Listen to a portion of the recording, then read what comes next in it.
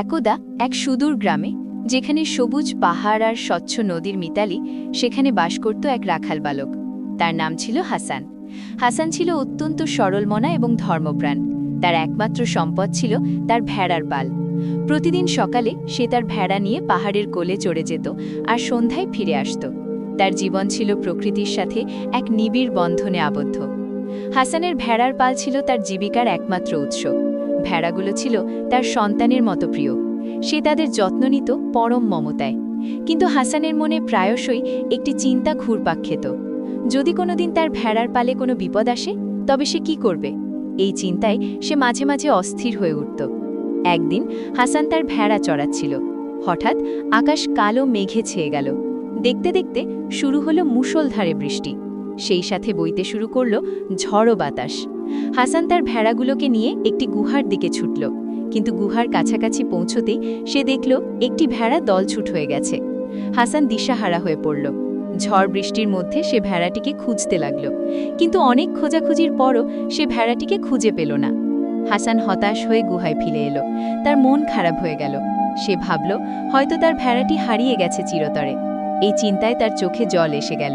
সে আল্লাহর কাছে দুহাত তুলে প্রার্থনা করল, হে আল্লাহ, তুমিই তো সবকিছুর মালিক। আমার এই ভেড়াটি যদি হারিয়ে যায়, তবে আমার কি হবে? তুমিই আমার একমাত্র ভরসা, তুমিই আমার সহায়। তুমি ছাড়া আমার আর কেউ নেই। তুমিই আমার ভেড়াটিকে ফিরিয়ে দাও। হাসান সারা রাত গুহার মধ্যে বসে আল্লাহর কাছে প্রার্থনা করতে লাগল। তার মনে ছিল গভীর বিশ্বাস। সে জানত আল্লাহ কখনো তার বান্দাকে নিরাশ করেন না। সকাল হতেই ঝড় বৃষ্টি থেমে গেল। আকাশ পরিষ্কার হয়ে উঠল। হাসান গুহা থেকে বেরিয়ে এলো। তার মন তখনও ভারাক্রান্ত। সে ভাবল, হয়তো তার ভেড়াটি আর ফিরে আসবে না। কিন্তু তার মনে আল্লাহর প্রতি বিশ্বাস ছিল অটুট। সে যখন ভেড়াগুলোকে নিয়ে বাগির পথে রওনা দিল, তখন হঠাৎ সে দেখল একটি ভেড়া তার দলের দিকে ছুটে আসছে। হাসান প্রথমে বিশ্বাস করতে পারল না। সে ভালো করে তাকিয়ে দেখল, আরে, এ তো তার সেই হারিয়ে যাওয়া ভেড়াটি। ভেড়াটি সুস্থ ও অক্ষত অবস্থায় ফিরে এসেছে। হাসানের চোখে আনন্দাশ্রু এসে গেল। সে আল্লাহর শুকরিয়া আদায় করল। হাসান বুঝতে পারল, আল্লাহর উপর ভরসা রাখলে কোনো বিপদই স্থায়ী হয় না। আল্লাহ তার বান্দার প্রার্থনা শোনেন এবং তাকে সাহায্য করেন। সেদিন থেকে হাসানের আল্লাহর উপর ভরসা আরও বেড়ে গেল।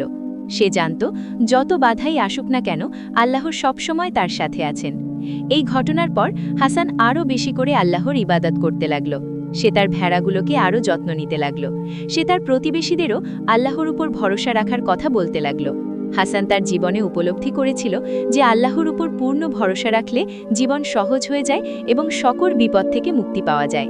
শিক্ষা: এই গল্পটি আমাদের শেখায় যে জীবনের কঠিনতম মুহূর্তেও আল্লাহর উপর ভরসা রাখা উচিত। তিনিই একমাত্র সত্তা, যিনি আমাদের সকল বিপদ থেকে রক্ষা করতে পারেন এবং আমাদের প্রার্থনা শোনেন।